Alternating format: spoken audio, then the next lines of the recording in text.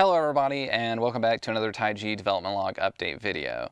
I'm Matthew Van Dievender, and Taiji is a open world adventure puzzle solving game that takes a lot of inspiration from The Witness.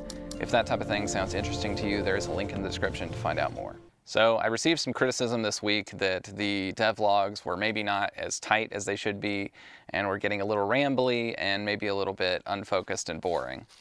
So I just want to apologize that I ended up in that scenario where I've put out way too many of these devlogs that are essentially just me saying I've been working on the game and I can't talk about it.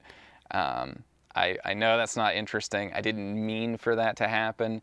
It was just sort of a consequence of like trying to keep the devlog alive so that people would know that I was still working on the game and making progress, but maybe not putting that extra effort into it so that I would have something to talk about besides just, oh, I can't talk about it. So, hopefully this week, this video will be a little more interesting. Besides just talking about that, I decided to take viewer questions, and the real Dyer from the Taiji Discord group, which there is a Taiji Discord group if you didn't know that. You should join there if you want to ask these questions, or I sometimes just post random stuff while I'm working on things there, or we talk about puzzle games that we like. Anyway, the real Dyer from the Discord group asks, if this hasn't been answered elsewhere already, I'd be interested to any inspiration behind the character and their design, why they were made the way you made them. So I have not answered this question already, and unfortunately I cannot fully answer this question because it would be spoilers. But since we're trying to actually make videos where I talk about something besides just saying, oh, it's spoilers, so I can't talk about it, I think I'll talk about sort of the history of the character design and how it kind of came to be over the years. So almost 8 years ago or something when I started this project, it started as a collaboration between myself and an artist named Martin Cohen.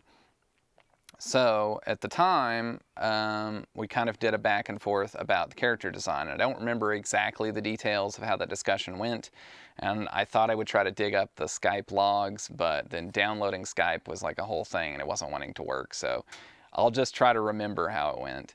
But I know we went back and forth, and we had sort of the idea that we were making this game that we wanted to have this sense of like a immense scale, right? So you would find these ancient ruins that were gigantic and mysterious and technological, and we wanted the game to be pixel art, but we wanted to have like relatively small pixels on the screen, and the scale of things would be more kind of zoomed out.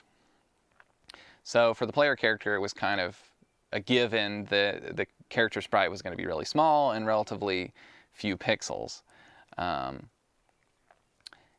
And as far as the actual design, the design was like not that important at that point. So we just sort of went with like one of the different designs that Martin sketched out, and we went with red hair because it was like the most defined like hair color at that resolution. And we went with a female protagonist, well, for multiple reasons, but one of the reasons was that at the time, nearly 8 years ago, it wasn't actually that common for games to have female protagonists, and now you could say it's almost like overcompensated, but you know, it's the reason, you know, part of the reason why I made that decision early on, and I've sort of stuck with that, so it is what it is. And same with the red hair. There was like, red hair was like less common. So now it feels like it's all female protagonists with red hair, but that is what it is. Animal protagonist seems to be the new trend, so you heard it here first, folks.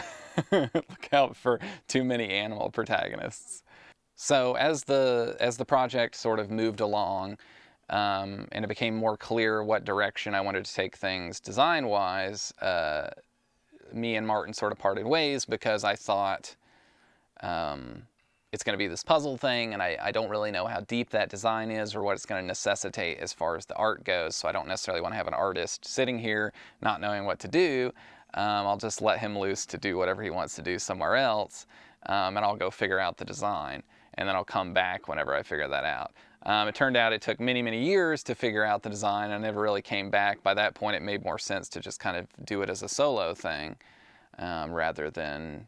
well, part of that was like Martin, I think, is a really good pixel artist, but stylistically, his natural style was not necessarily a good fit for the game because his stuff was very much like about putting a lot of noisy detail in the art, and I needed the art to be more simplistic. But anyway, I digress. Those are the reasons why I split the project away from Martin. But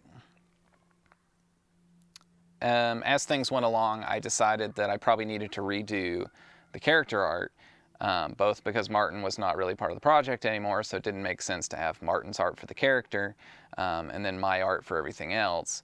Also because the scope had changed, and so it was no longer about these kind of big vistas and impressing you with this scale, and it was more about kind of zeroing in on details in the environment and trying to kind of decrypt what those mean as far as solving puzzles. So the scale was smaller, and it made sense to make the character sprite bigger. So the design that I came up with was like an all-white based design. So she had white clothes, and she had long flowing white hair. And the idea was that that white would be very readable, and it would be easy at a glance to tell where the character was, because they would draw your eye because they were the brightest thing on the screen.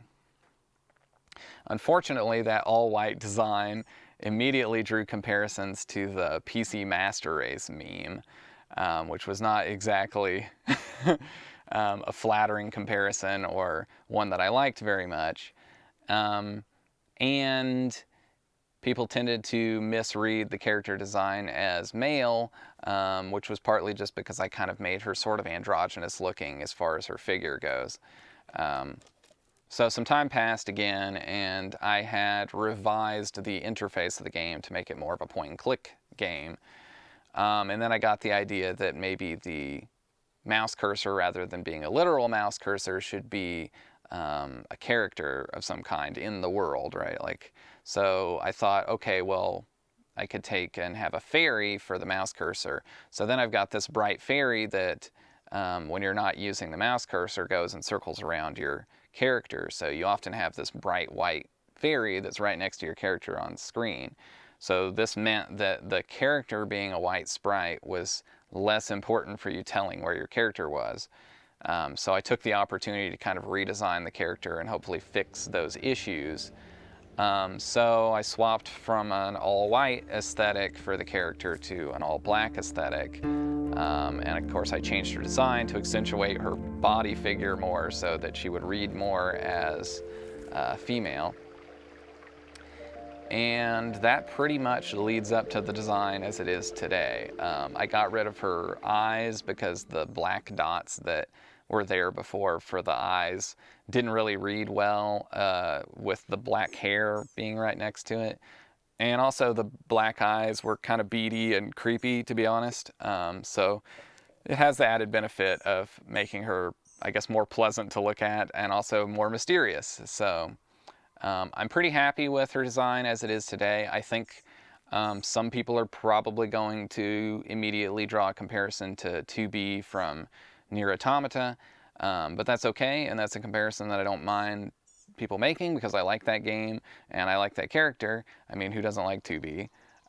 So yeah, so that's how we got to the present character design in Taiji. There's more to it that I kind of have to leave out because it would be spoilers, but you know, we've already addressed that. So I thought I was going to talk more about what I did this week as well, and I was going to do a deep dive on culling, but that was sort of the idea that was there in case I didn't get a topic. So I think that will be the topic for next week. I do need to be doing these a little bit more often, I think, heading into release, because it's good to kind of get people thinking more about the game. And I still have no release date. Anyway, have a good one, everybody. Thanks for watching, and I will see you all in a week. Bye-bye.